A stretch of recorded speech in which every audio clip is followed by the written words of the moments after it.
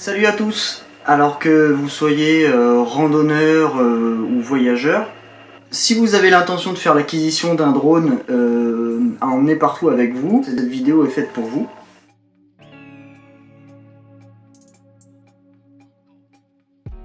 Donc on va comparer 4 types de drones. Donc le premier drone, sans doute le plus connu, le DJI Phantom. On va parler aussi d'un autre produit de DJI qui est le Mavic Pro, qui est sorti il y a quelques mois. Le Bebop 2 de Parrot. Et enfin, on va parler d'un type de drone moins connu du grand public à l'heure actuelle, qui est le drone de course. Je pense que vous allez être surpris, mais je vais vous expliquer pourquoi il a sa place dans cette vidéo. On va comparer ces drones sur plusieurs critères: leur facilité d'utilisation, le budget, leur portabilité, très important bien évidemment si on veut partir en randonnée. Dans une deuxième partie de la vidéo, je vais vous parler de mes drones et vous expliquer qu'est-ce qui a orienté mon choix.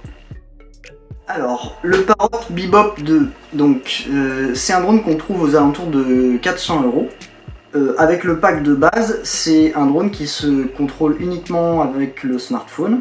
Donc il est assez facilement transportable parce que sans ses hélices, donc il va faire environ 25 cm de diagonale. Donc vous pouvez facilement le caler dans un sac. Donc c'est vraiment un drone très facile à utiliser qui se destine aux débutants. Vous aurez une portée vraiment assez limitée avec le pack de base puisque vous utiliserez le smartphone en Wi-Fi. Le point négatif de ce drone, c'est que si vous voulez en augmenter la portée et aussi avoir un meilleur contrôle du drone en lui-même, il va falloir investir dans un contrôleur qui coûte quasiment 300 € de plus et qui est absolument gigantesque. C'est un truc qui est à peu près gros comme ça, donc pour emmener en randonnée, évidemment on oublie complètement. Pour ce qui est de la qualité d'image, la particularité du Bebop 2, c'est que son image est stabilisée numériquement, c'est-à-dire que vous avez un capteur à 180 degrés. Le drone automatiquement va recadrer l'image dans ce capteur pour que l'image soit stable. Donc je vous laisserai par vous-même regarder des vidéos sur internet pour vous faire une idée de la qualité. Mais voilà, si vous n'êtes pas un aficionados de la vidéo et que vous voulez juste des souvenirs, ça peut tout à fait répondre à vos attentes en termes de qualité. Le DJI Phantom, vous en avez certainement déjà vu. Donc le DJI Phantom.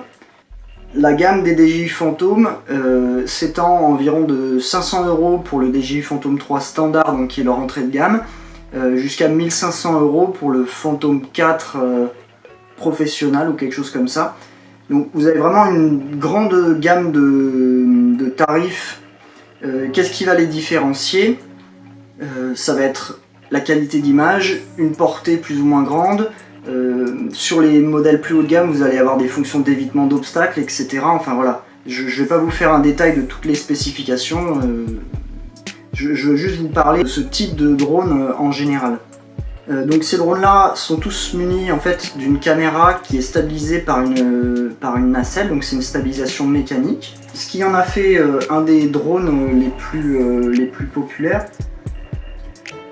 c'est sa facilité d'utilisation et sa qualité d'image. Donc c'est deux de ses principales qualités. Vous avez un bien meilleur contrôle du drone puisqu'ils sont tous livrés avec une vraie radio. Donc vous vous doutez bien que c'est vous pouvez contrôler votre drone plus précisément avec ça qu'avec un smartphone. Comme vous allez voir dans la deuxième partie de la vidéo, c'est tout à fait envisageable de l'emmener avec un simple sac à dos. Le DJI Mavic Pro, à mon goût, c'est le meilleur drone à l'heure actuelle en termes de portabilité. Donc celui qui répond le mieux à une utilisation randonnée, voyage.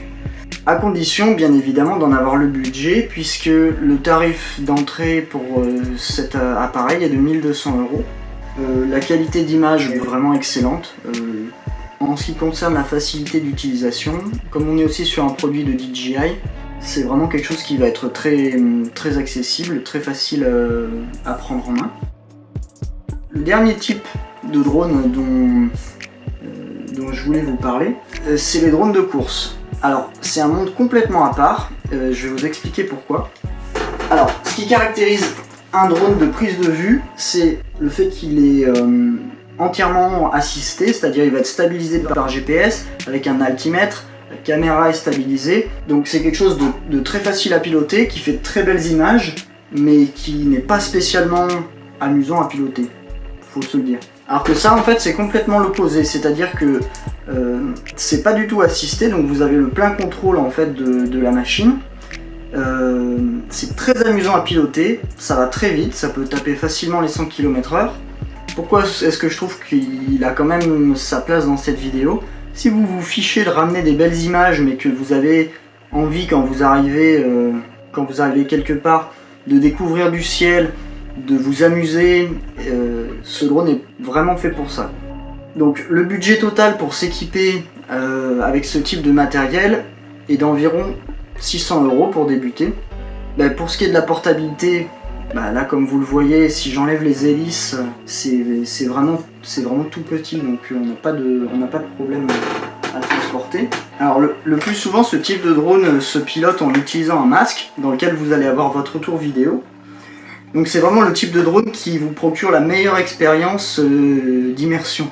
Avec ça, vous allez vraiment avoir l'impression d'être dans les airs et pouvoir vous amuser à fond. Principal inconvénient de ce type de drone, comme vous n'avez aucune assistance, c'est que on le crache souvent, donc c'est très costaud.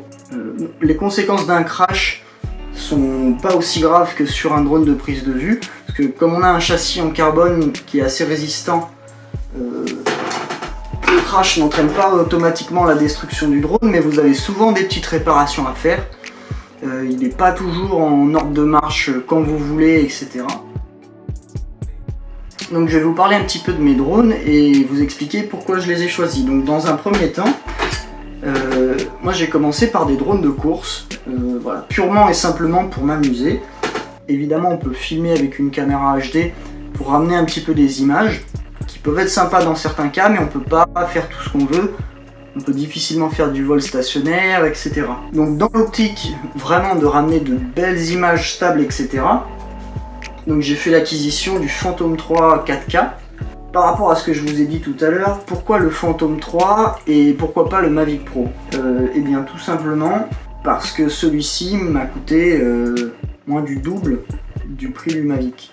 Et à mon goût, le budget pour le Mavic était beaucoup trop élevé.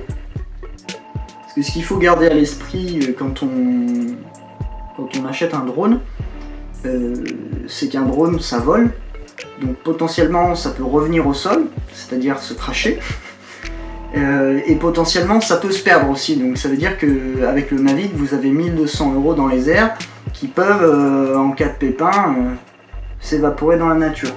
Malgré son apparence imposante, je vais vous montrer qu'il est tout à fait possible de partir en rando avec ce drone là.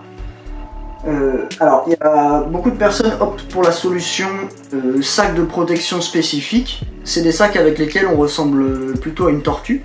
Et une fois que vous avez mis le drone dedans, etc., vous avez quasiment plus aucune place pour mettre des vêtements, de l'eau, etc. Donc c'était vraiment pas la solution qui me convenait. La solution pour laquelle j'ai opté, c'est un sac comme celui-ci, type sac de snowboard, là, avec des sangles. Il doit faire 35 litres. Donc ce que je fais tout simplement, c'est que je retire les hélices et je viens le fixer tout simplement à l'extérieur du sac avec une des sangles. Et là vous pouvez marcher, il n'y a aucun souci, ça tient très très bien. Alors évidemment, vous allez me dire, s'il pleut, qu'est-ce qu'on fait? Donc j'ai aussi cette petite pochette. Donc hop.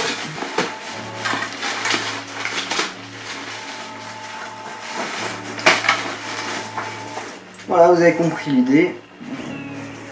La petite pochette, 5 € chez Decathlon, c'est que dalle. Donc dans l'idée, si vous avez déjà un gros sac de randonnée ou d'alpinisme ou autre, en vous débrouillant avec des petites sangles, vous pouvez très bien imaginer l'accrocher par les bras. Pour tous les drones dont je vous ai parlé, vous pouvez trouver les liens dans la description. Je me suis pas vraiment étendu sur le sujet des drones de course parce que c'est vraiment assez vaste. Donc si vous avez des questions là-dessus plus particulières, n'hésitez pas à me les poser directement.